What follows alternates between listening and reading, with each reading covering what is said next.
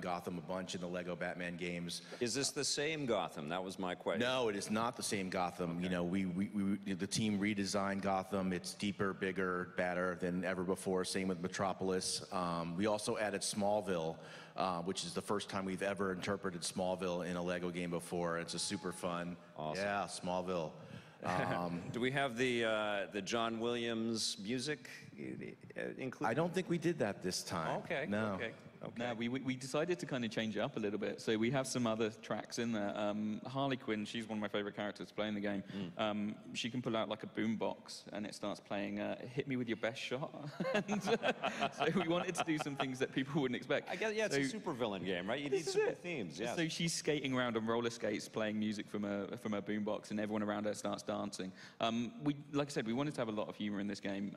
We kind of set out to try and make this the funniest Lego game we've ever done. And the entire team kind of took that on board. So it's about adding kind of quirky stuff like that into the world. Awesome. The character customization is incredibly in-depth, but I want to hear some of your favorite superpowers. So one of my favorite things to get to do is you get the ability to kind of grow your minifigure, so they're the kind of super tool. So you can kind of be stomping around Gotham and Metropolis in the open world and kind of picking up cars and throwing them around.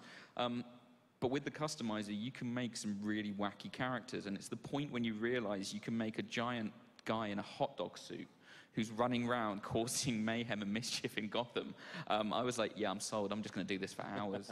So that's what I do. I spend all my time stomping around as a hot dog. So yeah, what's your character's name? Super hot dog? What do you call it? Super hot dog guy? Super giant hot dog villain guy? You can outfit that hot dog man with Condiment King's ketchup and mustard guns. Like, come on. Like, genius. Okay, well, what are the supervillains battling if the Justice League isn't on Earth at the beginning? How do you sort of give them a threat? Yeah, well, you know, this new group shows up, and they're called the Justice Syndicate. And, you know, there's something peculiar about this group, and you guys who know the comic fandom, you know what this group is really all about. They're the crime syndicate of Earth 3, but they're coming to Earth to try to help out our Justice League. I'll put help out in air quotes. And, you know, slowly but surely we come to discover that there's more to why they're here. And the Justice League get kind of taken off the board early on in our story. And then it's up to our anti-heroes here, the Legion of Doom, to kind of, you know, to save the planet and figure out and expose these guys. Because if they take over the planet, there's nothing left for them to pillage and plunder, and they're not going to have it, so. Ames, it sounds like the perfect segue to show something exclusive to the folks from New York Comic Con here. Yes. We've got an exclusive launch trailer. You guys into that? Yeah. Yes? Shall we roll that? Let's roll the launch trailer.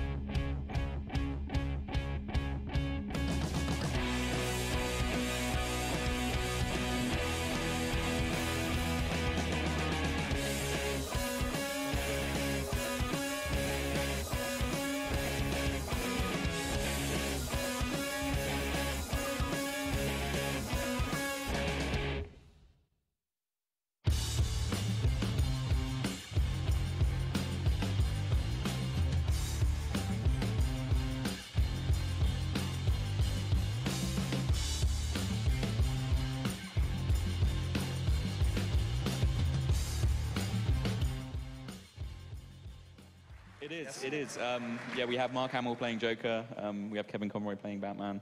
Incredible. We were kind of so lucky that when we kind of set out to say, okay, let's have like this kind of cast of characters, the incredible people all said yes and decided to voice some characters for us. So we're really You know, we excited. love Thank working you with very the cast of much. Arkham so much. We had to bring them back in either, you know, roles that they've played before, like Gray, who was Catwoman Well, in thank the you Arkham so series. much. Appreciate And has played, you know, the Catwoman in animated projects for us, and Dee has done a ton of voices for DC over the years in games and animation. That we had to have him as part of this cast. Doing a Lego game is always an easy yes for a voice actor. It's quick and it's funny and it's fun, and they let us be fun. They let us have fun with it, and it's always a pleasure to do. Where video games aren't always a pleasure. they're kind of the voiceover equivalent of digging a ditch. But these games are they're a real delight. They're just such great fun. Is that because of the amount of voice acting that you have to do for a video game? Well, it's the amount of dying that you do, really, yes. in most games. And the scripts are so thick.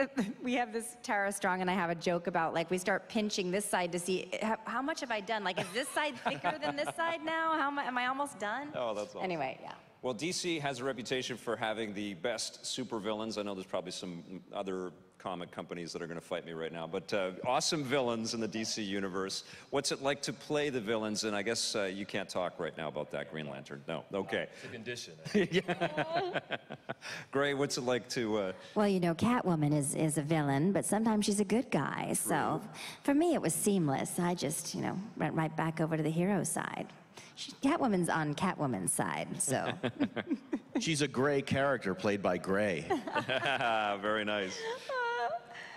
Playing villains has got to be so much more fun, right? Well, it's always a blast, and especially for these, because there's, I mean, with the DC universe, there's often great darkness, an incredible darkness to the villains as well as to the heroes. And with this, we get to flip it around and you know, make it okay for, you know, the little kids to even play, and it's still fine to play with the Joker in the room, whereas normally that probably wouldn't be a good idea. So it's really gratifying to be able to do that. A lot of fun. Awesome. Well, there are heroes in this game. You get to reprise Jon Stewart. How was the experience? Is it a different Jon Stewart than you normally would play? No, I mean, you know, Jon Stewart is very serious about, like, his business, and so, you know, I just made him more serious, you know. It's like, let me go as serious as possible with this, you know. How serious can I go with Jon Stewart? I feel like the difference between the villain and the hero is that I think the villain just has the freedom to, like, do whatever they want, you know. Yes. They just finally said, screw it, I mean, I'm gonna do it, you know, whereas the hero is, like, weighing their choices. Right. You know, and Jon Stewart weighs his choices, you know. Are you auditioning right now to play a villain at some point? I'm auditioning Are you right now. asking them? Play a villain. Please let me play a villain. Let me play Atrocitus. That would be amazing. Yes. That would be awesome. Is it a different casting process or like directing process for a Lego video game as opposed to a different type of video game? Do people get a little more animated in what they ask of you when you're performing? I think they give us more leeway to have fun of it. Video games are often more contained, and a lot of them are more serious too. There's not enough a sense of humor in video games. There's one that comes to mind that I really enjoyed a long time ago, back in the Shire. It was called Redneck Rampage, and it's a first-person shooter. And it was hilarious, and it's like I really enjoyed that game. I wanted more games like that, but they're often just this pretty serious business. But this game is not like Redneck. No, Rampage. not in the Lego universe whatsoever. It's sure. all fun, and it applies really great to young as well as to old. That's also part of what's fun too. It's not just for kids. The grown-ups get to play, and it makes you laugh as well. There's a huge cast in this game, and Phil was telling me that basically nobody said no. You had a dream kind of idea. When you get offered a Lego game, is it an immediate, yes, I'm in? I mean, for me, yeah, because I play all the games. Oh, cool. You know, I not only play them, I 100% the games. I'm like, you know, I would say that when I play like the Arkham games, you know, Arkham City, Arkham Asylum, Arkham City, Arkham Origins, Arkham Knight, to sort of like cleanse myself from that dark world, I play Lego Batman. Yes. You know, Lego Batman 2. So then to be asked to play a Lego game is just a dream come true. Cool. Do you play ever with a kid or with someone or just yourself? No. No. I play with my daughter. to play I these play with my There daughter. are no photos or proof Get in of the that. way. So And I'm a mother with 3 kids, and I've got 2 little boys that are obsessed with Legos. So I like to always say yes to Lego. And we were just at Target, and I do puppy corn on Unikitty, and he saw the puppy corn, and he goes, I want the mama Lego, the mama Lego. So it was an honor. Legos are really fun. If you ever get a chance to go to Legoland in California, and you stay at the Lego Hotel, and you take that little kid into the elevator at the Lego Hotel, there's a disco ball that comes down and it plays disco music. Oh, and your child will be so delighted. So if you ever get a chance, it's great fun. It's a non-threatening theme park where the little ones can just have such fun, and there's a disco ball in the hotel. I highly recommend it. Oh, I love it. That's awesome. We've got some character reveals. You guys want to see some of the characters that are going to be in the game? Yes? Yeah. All right, we have little vignette videos here. We're going to start with Catwoman. Oh, here we go. Wow. Meow.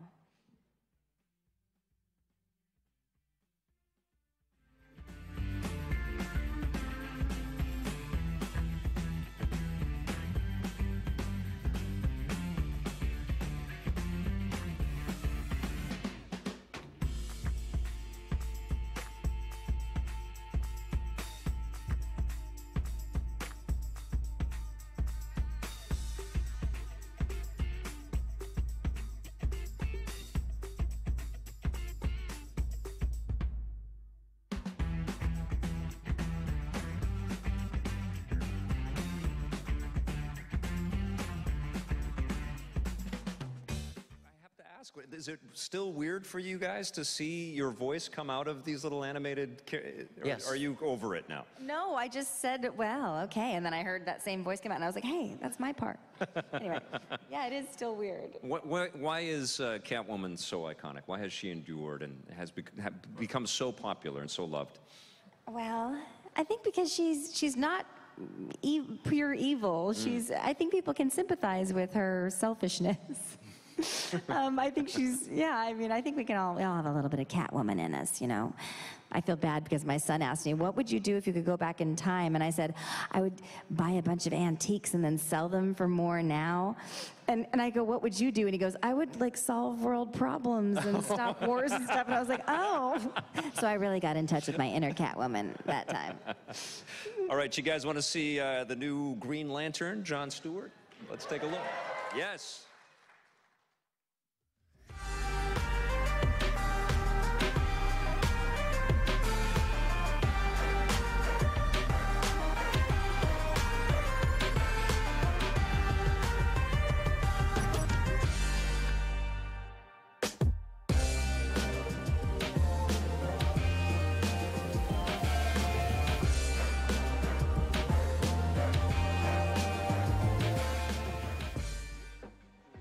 What are you excited to do? Because I know you're going to play this game as soon as you get it, and I know you've been bugging WB to get you one now. But yes. What are you going to do with the power ring the minute you get to play as this character? Oh, wait.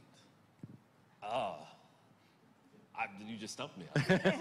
I don't know. I mean, I guess the possibilities are endless. Because with the power ring, I mean, it depends on whatever's necessary to the game. You know, like with the game, you know, it's about teamwork, and it's about whether or not they need my power ring. Yeah. So whatever they need, I got you. Don't you think it's about time for Lego to make a Green Lantern game? You know, I mean, yeah. You know. Like, I mean, there's so many Green Lanterns, and they have so many planets they could visit. You better get going. Yeah. Victor, the whole story of Lego Batman 3 Beyond Gotham was very lantern-centric. Very good. And we have a trailer for No, we don't. All right, next up on our character vignettes, we have Captain Cold. Captain Cold.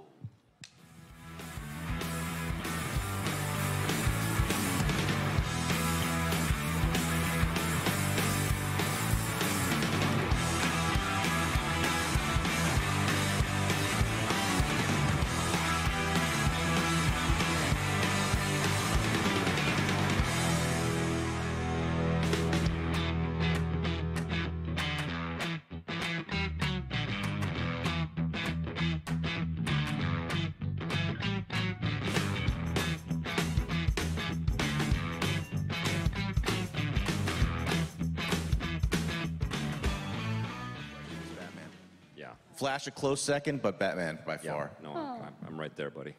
Absolutely. Okay, we've got Clock King next. Jawohl.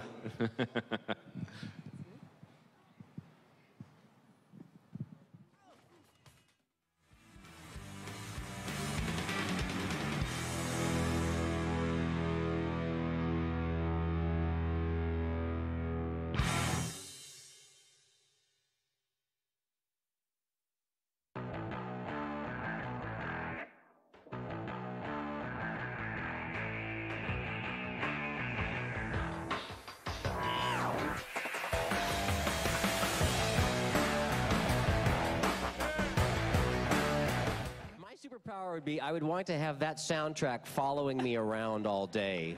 Like when I'm making my daughter breakfast in the morning, you know, it's like, would you like some cream of wheat, honey?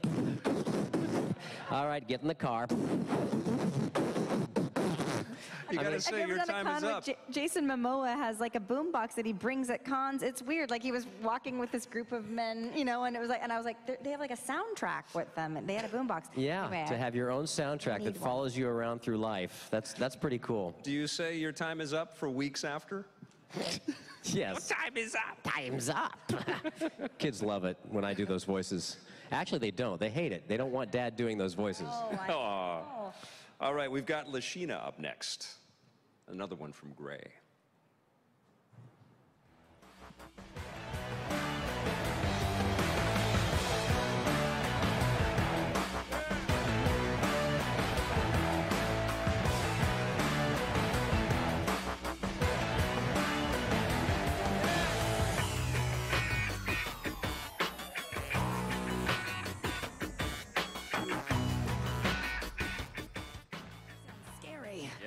Need a lozenge after that one. Oh, that's how I talk to my children. Get over here. We only going to cast Gray in roles where she uses whips or lashes. Is that what it is? Aw. Is that typecasting? We met in a What does dungeon. that say so. about Gray? All right, Count Vertigo is one of the villains and supervillains. Let's see.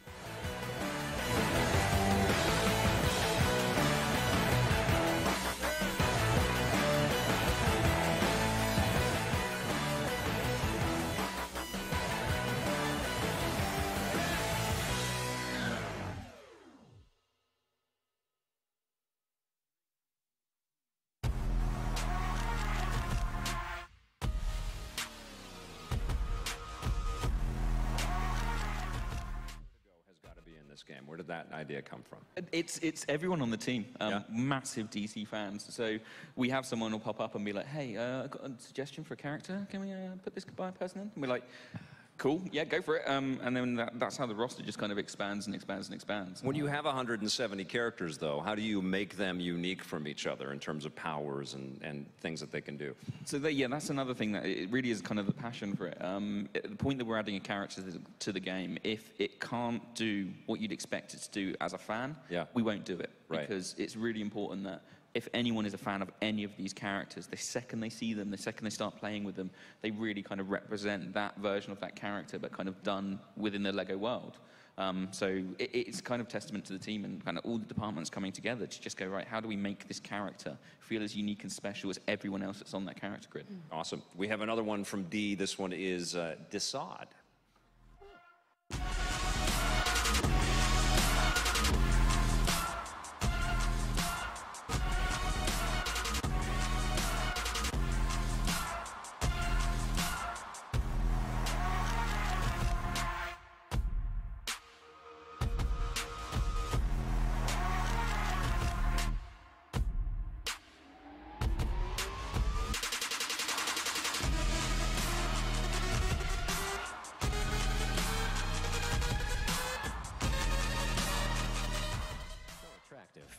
I'd forgotten, actually, I had no idea what Desaad sounded like. I couldn't remember at all what we did, so I'm refreshed.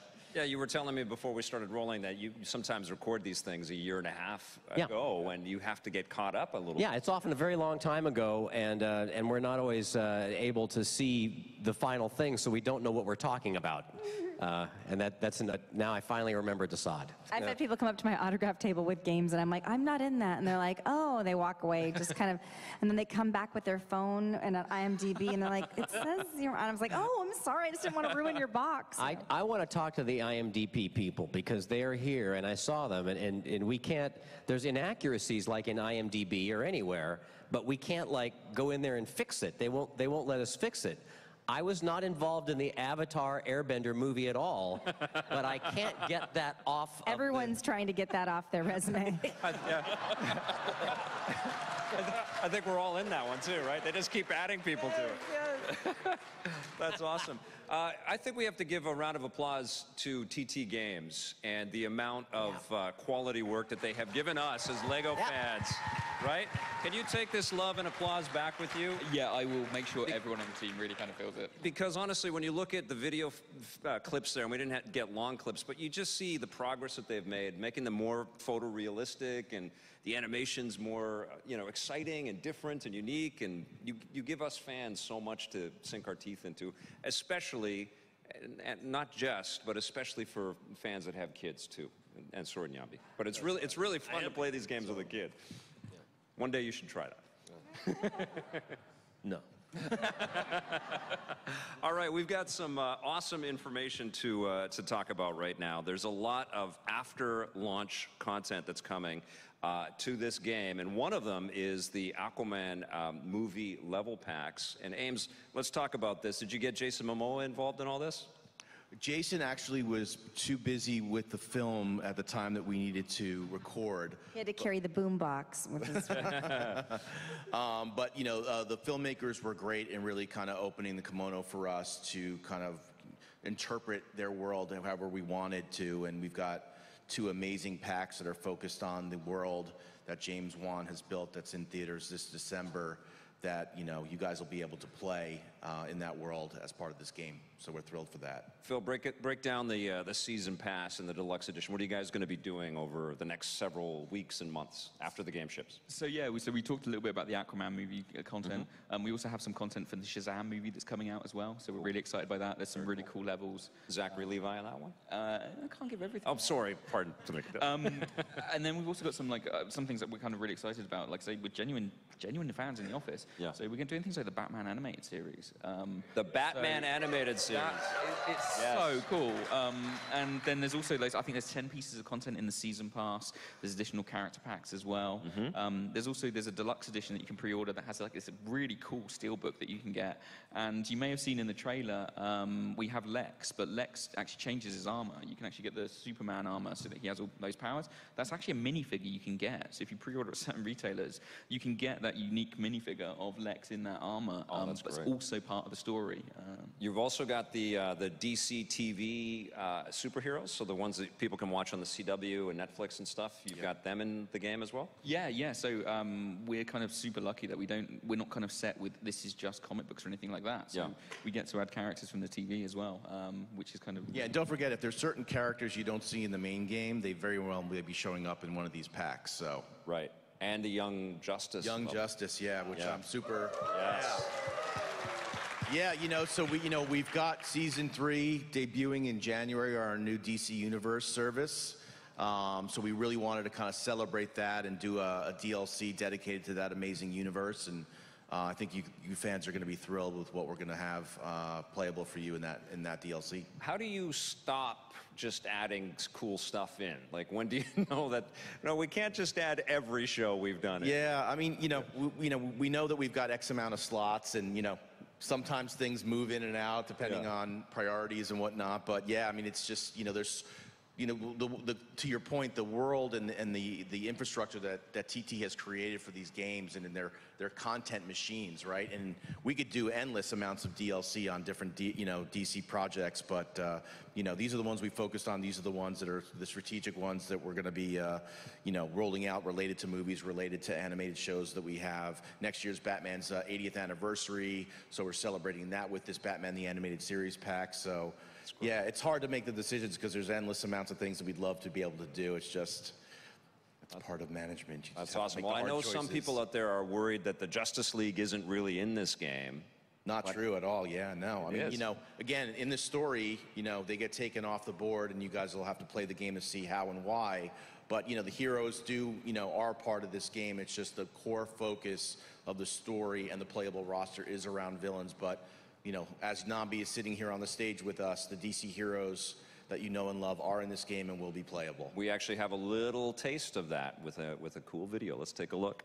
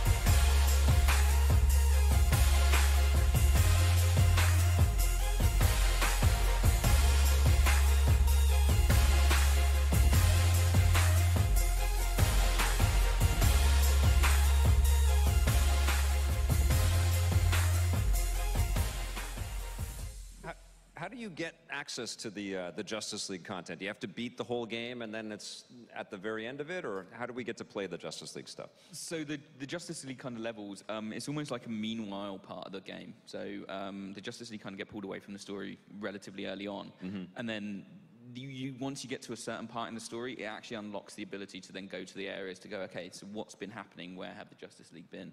And so that's a little bit of a taste of the very, very first one. That level I absolutely love, because as you kind of progress through it with Granny Goodness, you actually come across, she knits goons. So you have these knitted enemies that you're actually kind of like battling against. And it's one of those kind of weird moments of like, how do you do a knitted minifigure when they're kind of built in the way they are? And the team have done a brilliant job. And so you get to kind of see what's happened to the Justice League. Yeah, imagine you get that call, you're at DC, and you're like, look, we have parademons and we have female furies, but we need to give Granny something that's her own. We're going to have her knit her own minions in this game. What do you think? What else would Granny Goodness do? Let's knit some minions. TT Games is based in the UK, as you probably could have figured out. And I'm wondering if the scripts that you guys get, if they have a sort of a UK flavor to them. Are there little quips and gags and things like that that just feel a little different than you would get from somebody that wrote it in Hollywood? I've changed some words there'll be like these like a bit of this, or I'll say a little of this instead, or there's just certain little tiny things where and I didn't even know that the whole crew was British, and then I was like, is this? And they said, oh yeah, we wrote it in England. So I was like, oh okay, great. That's fine. It's just little things. That's why, because they talk funny over there. Do you guys build the sets that you actually construct? I've always wondered this. Do you actually construct like a Lego version of Gotham or something in real life and then put it in the game? Or have you made so many Lego games now that you don't ever try to work with the real stuff and then... No, we really kind of have a department that's kind of dedicated to that. So we have people who are model builders who build the kind of the vehicles to make sure that they're all kind of legitimate Lego builds. I guess you have to, don't you? Because everything in the game you could make as as a real toy as well. If you get those pieces, you can put them together and you can make the vehicles that you see and everything within there. If we were to build Gotham, because of the size of it, we'd need an awful lot of Lego bricks. So we kind of haven't done that in real world just yet. Yeah. But we really do kind of build the vehicles to make sure that they all can be kind of put together, and then they exist in the game. So anytime you see like a unique kind of Lego build within the game, it is something that if you have those bricks, you could build yourself. Is there going to be some kind of an alignment with the toy brand? Are we going to get a DC Super-Villains toy set coming out from Lego this holiday or anything?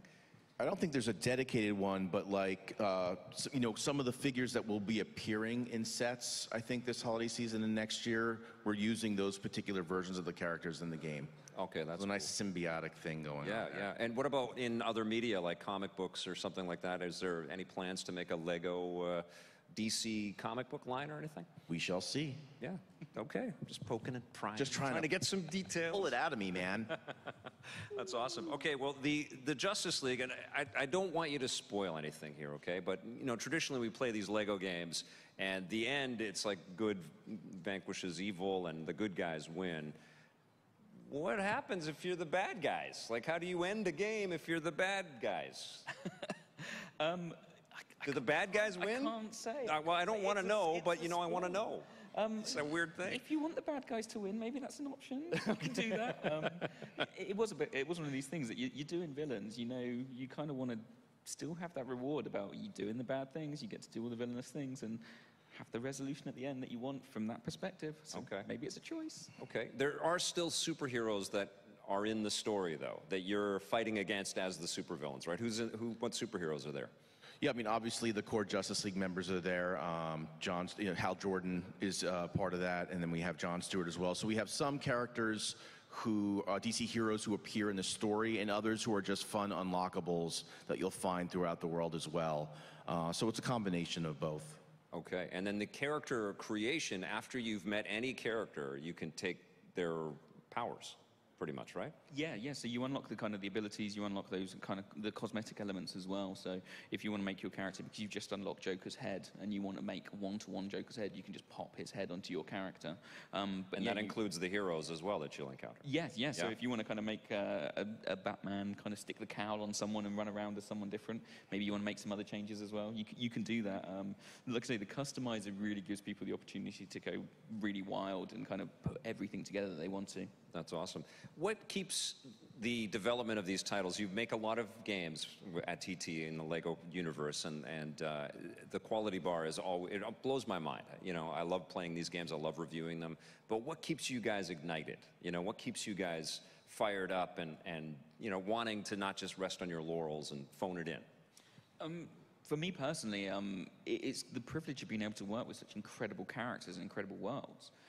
This is the stuff I grew up with. I was a fan of DC, of Star Wars, of Indiana Jones, of all of these things that we've managed to be lucky enough to be able to work on. Yeah. So when we're saying we're going to do a game and we're going to play in this world, it's all about making sure that it's something that every fan is going to enjoy. If you're a fan of any of these characters, of any of these worlds, it needs to be there. It needs to have that passion behind it. And everyone on the team just does an incredible job of kind of really bringing that to life and saying, okay, we're fans. If we can't make something that we would be super proud of, that we can say to other people, we want you to play this game. We want you to experience this world. Yeah.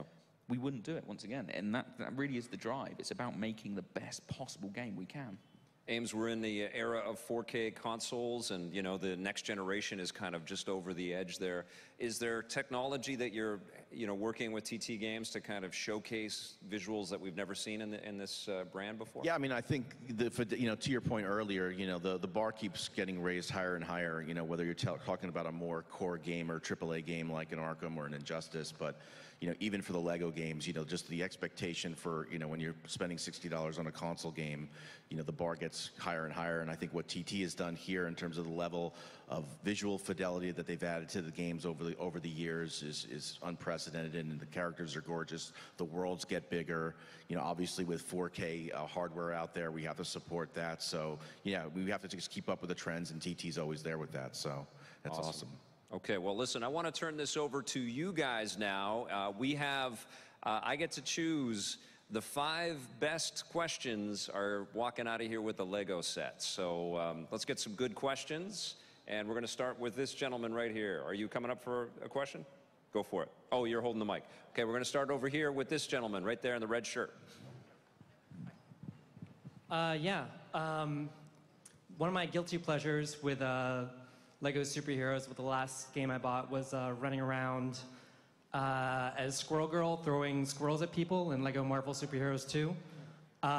What is your favorite new superpower to this game that I'm probably going to be enjoying running around spamming? Or is it like, you know, favorite ridiculous or just fun to watch over and over again? What's your name? James. Ixnay on the Marvel talk, eh? No, I'm just kidding. James, okay. What's a Squirrel Girl? Yeah. So we have Badge, the space squirrel, the Green Lantern squirrel, who can create an acorn construct and go start riding around Gotham and Metropolis on an acorn, running people over. So that's my kind of like the gameplay. That's what I want to do. So yeah, being able to create constructs like that, I think is quite cool. It's quite exciting. Clock King was throwing alarm clocks, if that's your thing. Good question, James. All right. Actually, we'll go to this side. Hey, my name is Edward, and my main question is, especially with a character like Batman, who's played by Kevin Conroy, who's done it straight in like Batman the Animated Series as well as the Arkham games.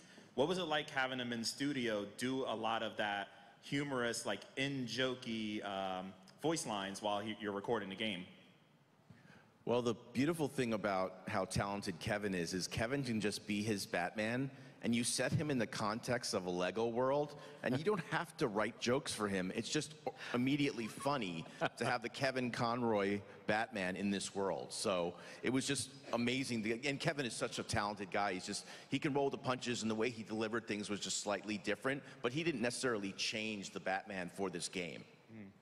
And I actually have one more thing, because you guys were talking about like a hot dog supervillain earlier with the character creation. Actually, while I was sitting here, I was just like, I wonder if there's a crazy name you could give him. How about just Frank the Frank? I like it. Not bad. It's good. Not bad. Worth a shot. Not You bad. know I like the double names. Well played, sir. Niambi, Frank the Frank. Thank you, Edward. Thank you. With so many variable storylines, how do you choose which ones to use? You mean like from the comics and whatnot? That's a great question. You know, I think because the character set that we were thinking about using for this game was very close to what was done in this Forever Evil series that I referenced earlier, it was a natural fit. It was a contemporary story. It just came out a few years ago. But yeah, it's hard. You know, when you have 80 years of comic book history to pull from, sometimes it's really difficult to make these decisions. But this one came to the surface pretty easily for us. What's your name? Will? Okay, cool. Thank you. Hey, so with the actual character designs, the DC characters have all gone through major redesigns. Over the last 5 years, there's probably been about 3 each. And then, of course, there was also the Lego Batman movie, which is still fresh in a lot of people's minds. How did, like, when you were creating the game, how did you kind of zone in on, like, which character designs to really use for each Lego character, essentially? Well, you know, we had a lot of discussions about that. That's a great question. Because, you know, some of the characters have been in previous games before, but, you know, after seeing them in whatever costume they were in those previous games, we wanted to give as many characters as we could a new coat of paint, because whether there was New 52 or Rebirth versions that have come since then, you know, we wanted to make them look as fresh and updated as possible. So the TT team were really open to, kind of going with us. And, we made a lot of suggestions about which versions of the characters we thought was the best. And, a lot of it is Rebirth focused, but there's some that are also New 52. There's some that are pre-New 52. It's really what is the coolest, best version of the character for this particular game. But I think you'll be really happy to see a lot of the characters have this fresh new look to them in this particular What's your name? title. Albert. Albert, great. Okay. Hi, my name is Jackie. Love the Lego games, so thank you. Keep up the good work. I just had a question, being that this is Comic-Con. If you were coming to cosplay, who would you come as? Ooh, tricky. I think I'd have to go with someone with a mask, just so that I can hide the embarrassment. Because I like, it's one of these things that I always think, like, see these actors and like these cosplayers do an amazing job of kind of really bringing these characters to life, and I am not that talented. So I think I'd probably go with someone like Redhead, and just be like, pop. Yes. Nambi, who would you come as? One of two. So DC-related Martian Manhunter. Because I love Martian Manhunter, John Jones. Yeah, he's awesome. I'm also in Reign of the Supermen, the animated series. Check that out. But then also Manny Faces from Masters of the Universe. Because he's the greatest actor in Eternia. Nice. He's the only one in Eternia, but he's still the greatest. So I would say, I'd say Manny Faces. Well, this year for Halloween, I have 3 children, so I'm going to be Catwoman, and my 11-year-old, who also plays Lincoln Loud on the Loud House. I don't know if anybody watches that show, but he's the new Lincoln. It's so exciting. He's going to be Joker, and then my 4-year-old is going to be Batman, because he's all about Batman, and he's very excited about the muscles. He was like, how did I get these muscles? We tried it on. And then my 2-year-old is going to be Harley Quinn, and she's going to look really cute. So we're going to get some good pictures of that. That'll be fun. Aw. Yeah. I'd want to be the Riddler, but I'd be like middle-aged Riddler who needs to lose 20 pounds. The Middler. The Middler, right. Middler. I keep thinking of... create a character, the Middler? That's great. A little paunch, Yeah. You can in DC Lego Super. That's right. I see what you did there. Supervillains, yeah, Good. absolutely. What's your name? Oh, I'm Jackie. Kathy? Jackie. Great. Jackie. Okay, cool. And over to you, my friend. Hi, my name's Chris. I was wondering, how many playable characters did you say there are? We haven't revealed the full number. Oh, I think I did 1,000,000 times. I'm sorry. No, it's fine. Maybe that's not the full number. Okay, all right. It is a huge roster. We're kind of saying like something, if we say over 160, you're in a good ballpark. And then, of course, the season pass adds a whole load more on top of that as well. So. Okay. Well, I was wondering, what is one of the more obscure characters? And I was also wondering if there's a lot of female or people of color in those.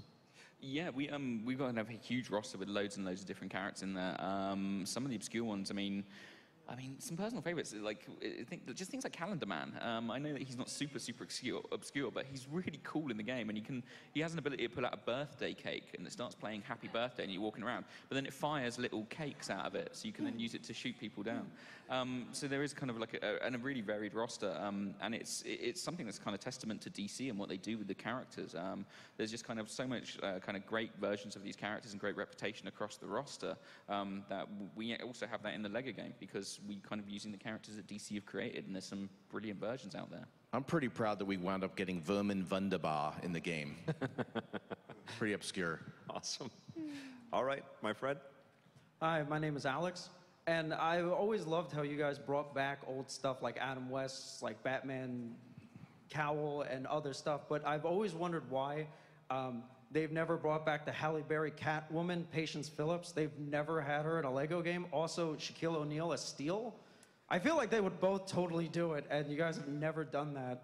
Okay, let's get our next question. Yeah. Might be the open toes, the open toes. Is that pouring salt on some wounds there, Ames?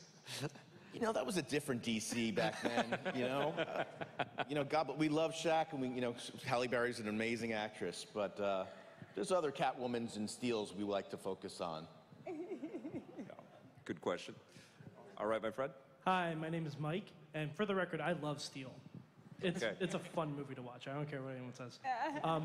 One of my favorite Lego games that came out recently was Dimensions, and specifically the Teen Titans Go Pack. Yeah.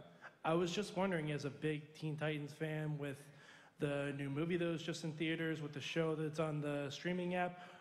Am I gonna be satisfied as a Teen Titans fan, or are we gonna get maybe some villains like Mad Mod, Red X? You're going to like be that? extremely satisfied as a Teen Titans fan, exactly for the reasons you just mentioned. There's some great Teen Titans heroes and villains in this game, and in 2 weeks you'll see exactly who they are. I'm just going to spoil it. There's a boss encounter where you fight against Beast Boy and Raven. So you're playing the villains against Beast Boy and Raven. So we think Teen Titans are fantastic too. So that's actually part of the story that you're playing through. Awesome, thank you. If you like Titans or Teen Titans right now in the comics, we got you covered. Excellent, thank you. Nice. Hi, my name's Peter. I wanted to ask for the voice actors how it feels to be playing such iconic characters like Jon Stewart, Catwoman, and Clock King. It tingles. It gives me a tingly feeling inside. It feels great. It's great fun. It's surreal for me because you know, I grew up. I keep saying I grew up. I don't grow up, man. I won't grow up. I don't do grow it. up. No, with Justice League and Justice League Unlimited and Young Justice, I was a huge fan of Jon Stewart in those versions of him, and so to actually get the opportunity to voice him in something is just something that I could never have imagined. You know, it's just like awesome. Did you used to come to New York Comic Con? Oh yeah. Yeah, just as a fan, you would. No, I come every year as a fan. That's awesome. So I mean, I'm actually up here. They don't know I'm up here. So, yeah, I feel tingly. Tingles. Yeah, it's such an honor. It's yeah. I mean, I've been playing Catwoman now for I don't know, like 9 years or something, long We time. recorded Arkham City in 2010. So. Yeah, 8 years. And I also I play Wonder Woman, and I do Daphne on Scooby-Doo. Jeepers, it's a creepy mystery, you guys. That's been almost 20 years I've been doing that. So, but I'm not famous enough to not want to buy everything that I see at like cons or Target or whatever. I'm famous enough to be the voice, but not famous enough to just go, oh, I'm going to take that. Oh, this is pajamas. Other thing, you know. So I always have a cart full at Target. And then I told the lady that checked me out, I was like, I'm Wonder Woman, and she was like, okay, anyway, that'll be, you know. That's why it's a chip. Not Gal Put it in. Gadot. I know, I'm not Gal Gadot, definitely not. Great question. We'll move on. All right, this is going to be our second to last question. A lot of great questions, though. We have Aaron here. Okay. As you guys voice different characters, do you find yourselves going back and forth ever between two? And since you're doing multiple characters, like, is there somewhere that you go for inspiration to, you know, get a certain tone or voice that you guys want to hit for each of them? I've done scenes with myself before just to save time. But yeah, well, for Catwoman, I always just go, well, you're a bad kitty. I just kind of get into that kind of. It's almost Mae West, feline Mae West almost. I love old movies, so that's my inspiration. Yeah, I talk to myself in the grocery store. I mean, that's kind of what we do as voice actors all the time. And for me, for inspiration, I like to read things out loud to myself. Right now, I'm reading Ray Bradbury's Something Wicked This Way Comes in time for Halloween. It's a lot of fun. If you're interested in voice acting, read out loud to yourself. It's a lot of fun. Do you just read out something out loud to yourself, or do you have the family there to listen to, or do they walk No, away? the family does not want to hear me. They just want Daddy to talk normal and bring home the bacon and then fry it up. But they don't want to hear Daddy talking like Clock King or anything else. You don't read your old calendars around Christmas time to your family? You don't read your old calendars? No, there's none of that. So fun. Okay, this is our last question. So like you guys said that this is trying to be like your funniest game so far and stuff. So like, what are like some guidelines that you guys had to like follow for some of the jokes that you guys made and stuff? Whenever we're creating these games, we want to make sure that they are accessible for everyone. So we always make sure the humor is at a level that will be funny for everyone. So the younger gamers will be fine, but there's also things there for the parents and for our kind of older gamers as well, who are kind of know these characters and know these worlds. It's basically, we just look at it in anything that we would be happy to show the kids in the office that we kind of bring in to do play tests. At the point that we're creating jokes that were kind of like too adult or anything like that, you can kind of spot them a mile away and just go, actually, you know what, that's not as funny as it could be. Let's make something that's funny. Let's make something that's kind of really kind of fun, though, and still really safe for everyone. And then that also kind of ties into the animations and all the sound effects and everything that the kind of game world comes together. Because you can do loads of kind of jokes within Lego games. We used to have it so that no one spoke, and it was all just kind of mumbles and grunts. So you kind of rely on physical humor, and we don't want to lose that. So while we still have kind of lines of dialogue, we write jokes and kind of stuff like that, we still want that physical humor as well. So there's still funny things just in the animations. I really recommend watching the cutscenes multiple times, because you'll see stuff in the back that you didn't see last time, because the team do an amazing job of kind of filling every shot with something funny. The game comes out on October 16th, but you can play it here at New York Comic Con right now in the DC area, and I encourage you all to do that. Thank you so much, panel. You were all fantastic. Thank you. Thank you. And lastly, Albert, Will, Edward, Jackie, and Mike, come to the right side of the stage here and get your Lego. Thank you, guys. Thank you so much. Hi, I'm Jackie Jennings with SYFY WIRE. If you can't get enough of New York Comic Con, go ahead and subscribe to our YouTube channel for news, interviews, cosplay, and so much more. What are you waiting for?